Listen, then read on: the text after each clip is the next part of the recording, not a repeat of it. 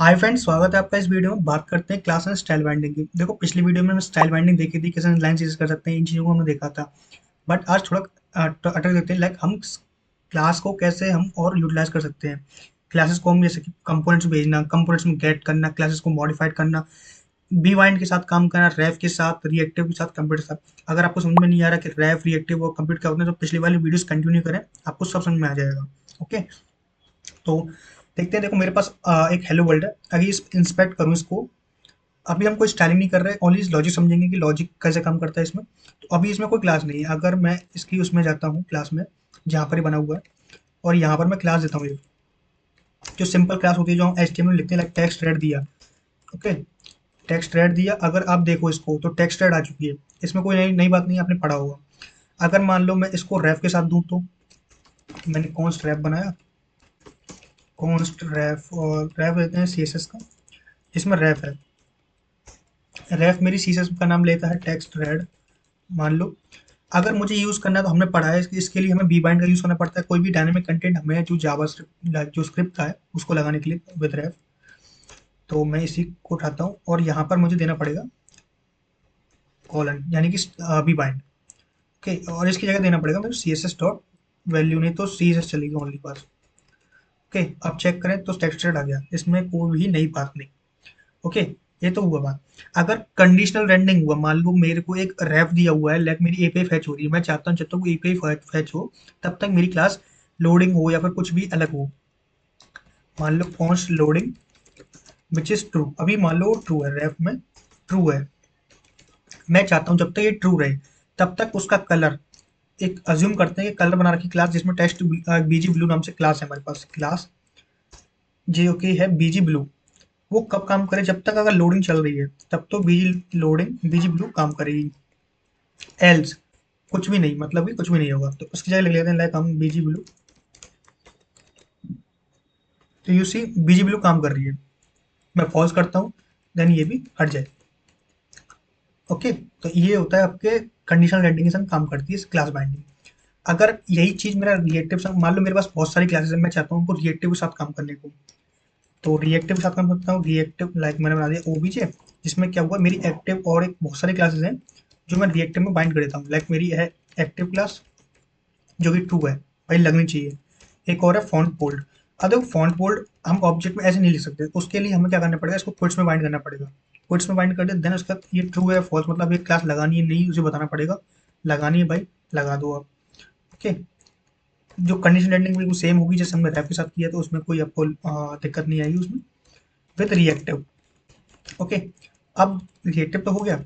Class में क्या देना, सिंपल OPJ पास करना है आपको, और जो भी आपका टेक्स्ट चला है, हेलो जो भी है, वो पास करना है। अगर आप चेक करो तो एक्टिव और फॉन्ट बोल्ड आ चुकी है। अगर मैं किसी को भी फॉल्स कर दूं, भाई देखो किसी को फॉल्स कर दिया, तो एक्टिव हट जाएगी, ओनली फॉल्ट बोल्ड रहेगी। तो ये होता है आपका रिएक्टिव के साथ। सेम करते हैं कंप्यूट के साथ। कंप्यूट के कॉन्स्ट माई स्टाइल। अगर मान लो मेरे पास दो ऑब्जेक्ट होते, मतलब यही ऑब्जेक्ट दो होते, तो कैसे करता मैं इन चीज़ों को। तो कॉन्स्ट माई OBJ, इसमें मान लो कुछ और क्लास ले लेते हैं, like text dark which is true. Okay, तो इनको करने के लिए हमने पढ़ा था पहले ही, इनलाइन सिस जो टॉपिक था उसमें। उसमें था कि अगर हम ऐसा कोई केस बनता है, तो हम स्क्वायर ब्रैकेट्स लगाए हमने, और क्लासेस पास की माई OBJ। ओके, अगर आप देखें तो दो क्लासेस आ चुकी हैं, text font bold and text dark. मान लो कोई कस्टम क्लास जो हमारी खुद की होती है, उसमें क्या होता है, लाइक हम खुद की क्लास दे सकते हैं, जैसे कि हमारी कोई क्लास मान लो FW बोल्ड, जो कि ट्रू है, तो ये भी वर्क करेगी। यूसी FW बोल्ट ये आ चुका है, तो आप कस्टम क्लास में ले सकते हो, रेफ क्लास सकते हो, और कुछ भी, anybody you can write there. Okay, बस ये बताना पड़ता है कि ट्रू फॉल्स लिखना है या नहीं, बस सबसे बड़ी बात। कंप्यूटर साथ देखते हैं इसको। तो const my my objs which is computed. Compute क्या करेगा, गेट मेथड देगा, गेट मेथड से रिटर्न करेगा, क्या रिटर्न करेगा, एक ऑब्जेक्ट जिसमें यही सारी क्लासेस होंगी। कुछ और ऐड कर लेते हैं, like font italic which is true. My OBJ, इसलिए ये गेट मेथड की तरह काम करेगा, तो हमने पढ़ा हुआ है इसका कंप्यूटर के बारे में। तो with computed H1 which is dot colon class, my objs देना है, और कुछ भी लाइक रैंडम तक जो भी आप देना चाहते हो, कौन जो भी है। अगर इसके ऊपर जाएँ तो यहाँ देख सकते हो सारी क्लासेस आ चुकी हैं, फ़ॉन्ट बोल्ड, फ़ॉन्ट इटैलिक। अब एक क्लास नहीं आई है एक्टिव वाली, वो क्योंकि वो फॉल्स है, इस वजह से। इसको ट्रू कर देंगे तो वो भी आ जाएगी। तो इस वजह से इस तरीके से आप डायनेमिक स्टाइल आप क्लास बाइंडिंग में कर सकते हो। तो ये होता है व्यूजेस के अंदर क्लास बाइंडिंग। तो फ्रेंड्स, व्यूजेस के अंदर 3 तरीके से अप्लाई कर सकते हैं हम। एक होती है आपकी स्कोप सीएसएस, एक होती है ग्लोबल सीएसएस, एक होती है module CSS. One by one देखते हैं इनका कैसे काम करते हैं, अगर इनको कैसे हम किस बढ़िया है, एक-एक तरीके से देखते हैं सब चीज़। ओके, सबसे पहले ना स्कोप सीएसएस। अब तक हमने स्कोप सीएसएस ही पढ़ी है, लाइक स्कोप सीएसएस कैसे इस्तेमाल करते हैं, पर हमने अभी इनमें कोई एग्जांपल नहीं देखा। देखो मेरे पास एक कंपोनेंट है, अभी मैंने पूरा दोबारा बनाया है, जिसमें मैंने क्या किया, एक कंपोनेंट बनाया, उस कंपोनेंट में हेलो वर्ल्ड लिखा है और इस कंपोनेंट को मैंने app.view में लिखा हुआ है।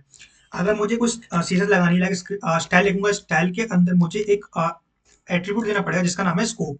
मतलब स्कोप को बताना पड़ेगा कि जो ये सीरीज है ना, ओनली इसी लिमिट तक रहे, एक मतलब इसी कंपोनेंट तक रहे, इसके बाहर इसको लीक ना किया जाए। ओके, लाइक मैंने टेक्स्ट रेड लिया, टेक्स्ट रेड जो क्या करेगी, कलर देगी मेरे को, जो कलर क्या करेगा, रेड हो जाएगा बस, उसके अलावा कोई काम नहीं करेगी। ओके, अब मान लो मेरे पास H1 है, H1 जिसकी क्लास मैंने दी है class text red, text red class दी है, इसमें मैंने कुछ लिखा, लाइक मैंने लिख दिया हाय देयर। ओके, ये मैंने लिखा हुआ है। अगर मैं इसको अब देखूं ब्राउजर पे तो मेरे को ये लाल दिखा, बट ये नहीं दिखा। ओके, नहीं दिखेगा भाई, क्योंकि हमने उसमें सीएसएस अप्लाई नहीं की, मतलब हमने उसको क्लास नहीं दी, मुझे क्लास देनी पड़ेगी इसको। तो मैं अगर इसको क्लास देता हूँ, okay text red, okay text red मैंने यहाँ दी, वही टेक्स्ट रेड मैंने यहाँ दी। अब देखना ये कंपोनेंट था पहली बात तो, इसलिए मैंने इसको यहाँ पर लिया हुआ है। तो देखोगे दोनों के दोनों रेड हो गए। ये क्यों रेड हुए, क्योंकि देखो जो आपका H1 है ना, वो उसके लिए अभी रूट एलिमेंट का काम कर रहा है, मतलब क्योंकि उसमें एक ही एलिमेंट है जो कि रूट है अभी उसके लिए। अभी दिखाता हूँ उसको मतलब क्या बता रहा हूँ मैं आपको, बट चेक करते हैं। देखो ये H1 है जो मेरा कंपोनेंट है, उसके अंदर क्लास टेक्स्ट रेड लगी हुई है। अगर मान लो ये किसी डिव के अंदर पैक होता, मेरे कहने का मतलब ये है, अगर यही कंपोनेंट किसी डिव के अंदर पैक होता जिसकी क्लास हमने नहीं दी अभी, ये सिंपल सा होता, तो ये नहीं होता। देख रहे हो नहीं है ऐसा, क्योंकि रूट एलिमेंट के अंदर क्लास लगी है ओनली उसकी। ओनली अगर इस रूट में क्लास देते हम इस वाले डिव के अंदर तो ये क्लास लगती, इस डिव के अंदर क्लास देते तो लगती, इसके अंदर नहीं लगी। मैं जो चाहता हूँ वही लगी। अभी एक तरीका और है, आप बोलोगे सर प्रॉप्स भी तो होते हैं, प्रॉप्स के थ्रू पास कर जो हम रिएक्ट में जो पढ़ते हैं ना, कंसेप्ट होता है प्रॉप्स, तो इसमें भी प्रॉप्स होते होंगे। हाँ होता है, एक क्लास नाम से हम भेज सकते हैं एट्रीब्यूट, जिसमें सिंपल क्या कर देंगे, हम टेक्स्ट रेड को भेज दे रहे हैं, कोई नहीं बात नहीं, टेक्स्ट रेड भेज दिया। टेक्स्ट रेड देखें तो टेक्स्ट रेड हमारी इसको टारगेट कर रही है, जो टेक्स्ट रेड हो गया होगा, तो डन टेक्स्ट रेड हो चुके, अच्छी बात कि टेक्स्ट रेड हो चुका है। बट ये जो टेक्स्ट रेड है ना, ये वाला टेक्स्ट रेड, वो आपके पूरे होल एलिमेंट को टारगेट कर रहा है। अब आप सोचोगे यार दिक्कत तो मेरे को एक जगह आने वाली है, दिक्कत क्या आएगी, मान लो ये तो रूट एलिमेंट, मेरे पास अगर रूट ना होकर, मेरे पास कोई रूट नहीं होता, यानी कि ये रूट एलिमेंट जो होता है पेरेंट एलिमेंट, ये ना होकर मेरे पास चाइल्ड ही बहुत सारे होते हैं, यानी कि मेरे पास 10 ही सारे एलिमेंट है, जो कि इनकी मैं क्लास हटा देता हूँ अभी फिलहाल में, और इसकी मैं क्लास हटा देता हूँ। तो अब बेसिकली देखो तो किसी पे भी अप्लाई नहीं होगी होने को तो, बट देखते हैं। तो देखो किसी पे अप्लाई नहीं होगी, क्योंकि उसको यही पता नहीं कि कौन सा मेरा रूट एलिमेंट, क्योंकि रूट एलिमेंट कोई है नहीं, सारे के सारे ऑटोमेटिक अपने आप में रूट है, जो कि है नहीं। अब मेरे को चाहिए कि मान लो जो मेरा H1 है जिसमें हेलो वर्ल्ड 2 लिखा हुआ है, मान लो इसको हेलो वर्ल्ड 2 कर देते हैं अभी। इस वाले में मुझे क्लास चाहिए, मतलब मेरे को ये जो टेक्स्ट रेड जब मैंने पास किया है प्रॉप्स के थ्रू, वो मेरे को इसके अंदर चाहिए। तो उसके लिए हम यूज कर सकते हैं बाइंडिंग का। तो बाइंडिंग क्या कहती है कि मैं एक एट्रीब्यूट दे रहा हूँ आपको कि ATTRS $ATTRS डॉट क्लास, जो भी क्लास जो भी एट्रीब्यूट आपने यहाँ से कंपोनेंट से पास किया जिस नाम से, लाइक मैंने इस नाम से पास किया क्लास नाम से, मैंने क्लास नाम से वो एट्रीब्यूट गेट कर लिया। अब ये एट्रीब्यूट यहाँ लगेगा। ओके, अगर दिखाऊं आपको तो ये एट्रीब्यूट लगा, बट इसकी क्लास नहीं आई। क्लास क्यों नहीं आई वही मैंने बताया आपको, क्योंकि उसका कोई रूट एलिमेंट नहीं है, सिंपल सी बात, कोई रूट एलिमेंट नहीं, बट हमने क्लास गेट कर ली। अब मैं चाहता हूँ क्लास भी गेट हो। एक तरीका तो ये है, दूसरा तो ये आप बताता हूँ आपको क्या करना है। आप क्या कर सकते हो कि स्कोप को हटा दो, स्कोप का मतलब हट गया, उसका मतलब हो गया ऑटोमेटिक ग्लोबल हो गई। ग्लोबल में पहला तो हेलो वर्ल्ड था क्योंकि हमने हार्ड कोड किया था। सेकंड, हमने प्रॉप से गेट किया तो वो हेलो वर्ल्ड था, वो ऑटोमेटिक टेक्स्ट रेड आ गया। और तीसरा हमारा कंपोनेंट के अंदर था, यानी कि ऐप के अंदर, तो वो ऑटोमेटिक रेड हो गया।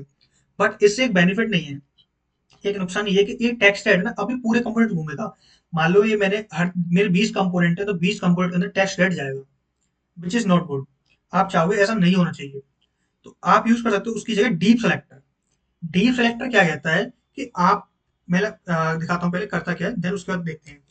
डीप, ये लिखना है आपको कॉलन,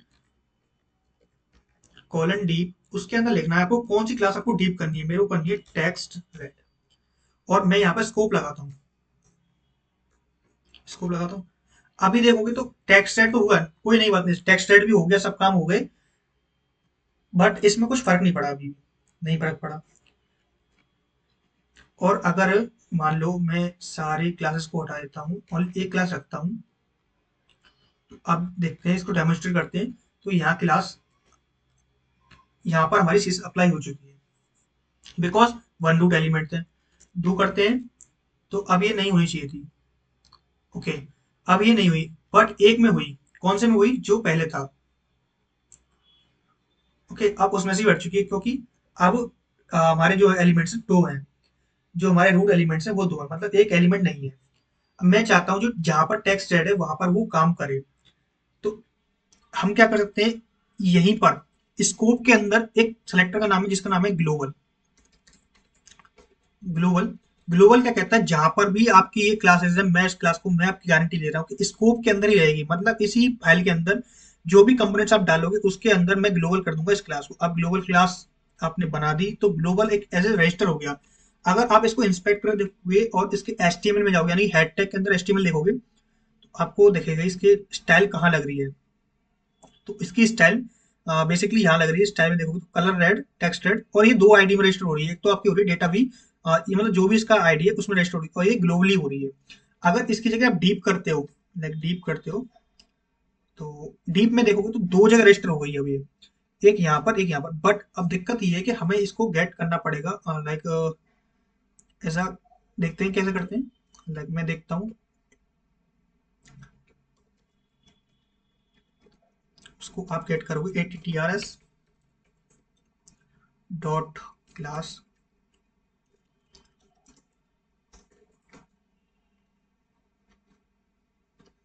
रिफ्रेश करते हैं।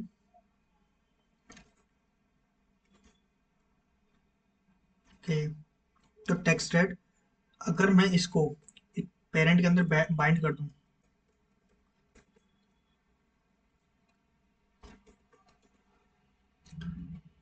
ओके, अब इसमें से मैंने क्लास है जो टेक्स्ट रेड, इसको हटा देनी है। ओके, आप देखोगे कि पूरा पूरा एलिमेंट जो है हमारे क्लास से बाइंड हो चुका है, देन वर्क कर रहा है। ओके, मान लो मेरे पास एक क्लास और है जिसका नाम है बीजी ब्लू, जो क्या कर रही है, बैकग्राउंड को ब्लू कर रही है। कलर देते हैं, नॉट कलर, बैकग्राउंड देते हैं जिसका नाम है ब्लू। ओके, बैकग्राउंड कर दिया, मैंने इसको डीप बना दिया, इसको भी डीप बनाते हैं। अभी पढ़ते हैं डीप क्या होता है पूरा डेमो, बट एक एग्जांपल लग जाए कि हाँ ये डीप काम कर रहा है थोड़ा। आप स्कोप के अंदर ही ग्लोबल सीरीज बना सकते हो, एक तो हमने देख लिया, बट अब डीप का देखते हैं। तो डीप मान लो मैंने यहाँ से उठाया और यहाँ पर डीप चिपका दिया, लाइक क्लास, या आप समझते हैं डीप कहना क्या चाहता है। डीप ये कहना चाहता है कि आप ना क्या करो, आप उसी सीजन, आप उसी फाइल में रहो, बट जब कंपोनेंट ना, कंपोनेंट में आप फाइल तो दे रहे हो, बट आप रजिस्टर मत करो, आप वहां क्या कहते हो, डीप लगा दो। डीप से मतलब क्या होगा, जो भी मेरे एट्रीब्यूट्स हैं, यानी कि मेरे चाइल्ड एट्रीब्यूट्स हैं, यानी कि मेरे चाइल्ड कंपोनेंट्स हैं, मैं उनमें ऑटोमेटिक इफेक्ट कर लूंगा। आपको मुझे बार बार भेजने की जरूरत नहीं। अब मान लो मेरे पास बहुत सारी चीजें होती तो मैं क्या क्लास बना के सबको भेजता नहीं। आप सिंपल सा काम करो, जहाँ पे आपको सीधे लगाने की, भाई बताना है आपको कि मेरे को जितने कंपोनेंट्स है उसमें ये पास करना है, आप कॉलन डीप लगाकर उस क्लास को पास कर दो। तो पास का सिस्टम ये, लाइक सूडो एलिमेंट की तरह आपको ये पास करना है। ग्लोबल सीएस का हमने देख लिया, ग्लोबल में क्या होता है, आप सिंपल इसको हटा दो तो ये ग्लोबल हो जाएगा, यानी जितने भी एलिमेंट्स होंगे ऑटोमेटिक उसमें अफेक्ट करेगा ये। इसमें कोई नई बात नहीं है, इसमें आपने देख रखा है। ओके, आप थोड़ा समझते हैं मॉड्यूल सीएसएस। ये हमने समझा ग्लोबल क्या होता है, स्कोप क्या होता है। आई होप आपको समझ में आया हो, थोड़ा बहुत एग्जांपल देखना, आपको समझ आ जाएगा, एक दो बार प्रैक्टिस करोगे सब समझ जाएगा। आप समझते हैं मॉड्यूल सीएसएस। मॉड्यूल सीएसएस का काम क्या है, देखो सबसे पहली बात, हमने जो सीएसएस अप्लाई की, हमने यहाँ पर क्लासेस दी, अब बट बात ये है कि क्लासेस दी अभी अगर मान लो हमारे पास हेडिंग टैग होता तब भी हमें क्लास देनी पड़ती।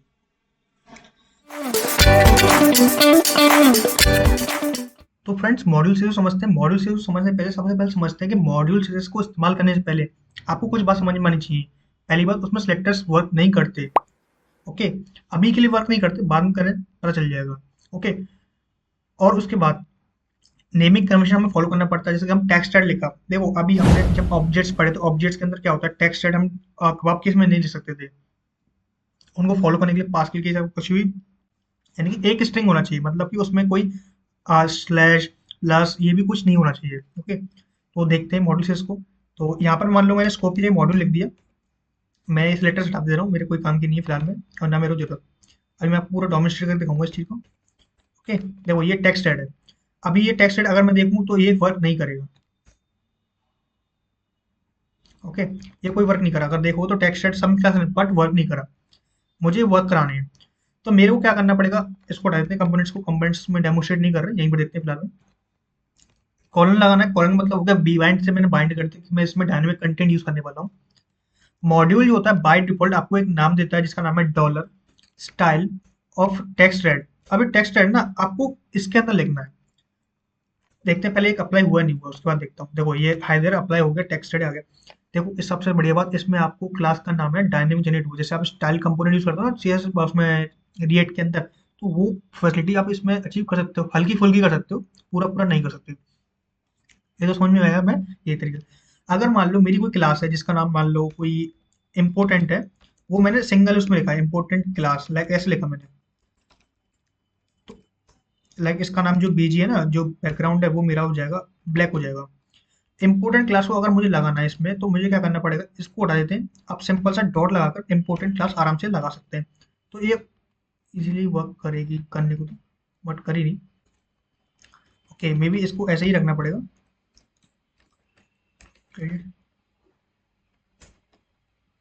ओके, मॉड्यूल सीसेस जो होता है आपको करली इसके अंदर ही देना है। ओके, देन आईओटी के अंदर चलते हैं। अब मान लो हमारे पास क्लास एक कंपोनेंट है, उसके अंदर हमें क्लास पास करनी है। अब देखो क्लास तो ऐसे पास होगी नहीं, तो हमें वही सेम सिस्टम, कॉलन लगाना पड़ेगा style dot text add. Okay, text add दिया, तो अब हेलो वर्ल्ड में टेक्स्ट ऐड नहीं गया, बट अगर चाहते हैं आईओटी के अंदर, आईओटी के अंदर टेक्स्ट ऐड अगर हमें गेट का, एट्रीब्यूट डॉट क्लास हमने यहाँ गेट किया हुआ है। अगर देखें तो हेलो वर्ल्ड में क्लास लगी हुई है। मेरे को टेक्स्ट सेट यहाँ पे भी चाहिए, सेम जो एट्रीब्यूट्स यहाँ लिखा हुआ है, एट्रीब्यूट्स वाले कॉपी करना है, यहाँ लिखना है, और डीबी बाइंड से इसको भी कर देना है। तो कोई नई बात नहीं, ये तो हमने पढ़ लिया था ये पहली बार सेशन में। ओके, अब मान लो मेरे को ये जो नाम से ना, जिस चीज़ मान लो मुझे कोई ऐसा परफॉर्मेंस परफॉर्म करना है, एक ऑपरेशन परफॉर्म करना है। ऑपरेशन में क्या होगा कि जो मेरे टेक्स्ट रेड है इनमें कुछ चेंजेस होंगे, बट अगर आप देखो तो इनके नाम ना रैंडम आ रहे हैं, मतलब कोई नाम इसका फिक्स नहीं है। भाई अगर मेरे को अपना कोई सीएस अपने जावास्क्रिप्ट पे लगाना हो तो कैसे करूँगा, तो मैं इन सीएस के नाम को गेट कर सकता हूँ। उससे पहले एक टॉपिक समझते हैं। अगर मान लो मैं स्टाइल्स के नाम से गेट कर रहा हूँ, मैं नहीं चाहता स्टाइल्स नाम, मेरा नाम मान लो मेरा नाम हरी है, तो मैं हरी के नाम से गेट करना चाहता हूँ। एक हरी नाम दे दी तो मैं हरी के नाम से गेट करना चाहता हूँ। अगर मैं इसको कंट्रोल एस करूंगा, कंट्रोल एस, तो अब ये कोई सा वर्क नहीं करना चाहिए। देखो स्टाइल नाम से अभी भी कोई चीज़ है नहीं। ओके, अगर आप देखो तो एरर आ जाएगा, बोल देगा कि स्टाइल्स नाम से जो भी चीज़ें आपकी है नहीं। तो मुझे क्या करना पड़ेगा, इसको सही करना पड़ेगा। सही कैसे करेंगे देखते हैं फिर को।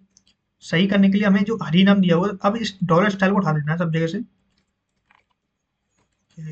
डॉलर स्टाइल्स को उठा देते हैं ऐसे।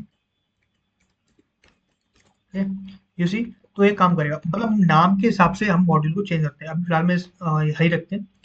अब मैंने बताया जैसे कि हमें ये स्टाइल्स के नाम चाहिए, जो भी क्लासेस के नाम लगे उन क्लासेस को हमें गेट करना है। तो हम क्या करते हैं, एक हुक्स मान लो, हुक ही है एक तरीके का, बट अलग है टाइप से।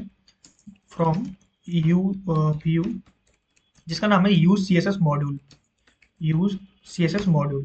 अगर इसको सिंपल कंसोल कराया जाए, सिंपल, अगर देखो कंसोल तो होगा नहीं, क्योंकि अब जो बाय डिफॉल्ट से होता है C S S dollar style वाला, वो तो हमने हटा दिया, उसकी जगह हमने कर दिया उसका नाम हरी। तो ये होगा नहीं, बट चेक करते हैं। ठीक, अब देखो तो खाली आ रहा है। अगर इसको मैं रिफ्रेश करूँ तो अभी ये खाली आ रहा है, बट मेरे को खाली नहीं चाहिए, मेरे को डेटा चाहिए। तो मैं क्या करता हूँ, दूसरा हरी प्रिंट कराता हूँ। लाइक मैं इसमें कमेंट्स लगा देता हूँ, सिंपल। ओके, और इसमें हरी कर देता हूँ, हरी वाला जो है मेरे पास। और इसमें नाम देना मेरे को हरी, कि हरी के नाम के जो सीएसएस मॉड्यूल्स हैं उनको निकाल दो।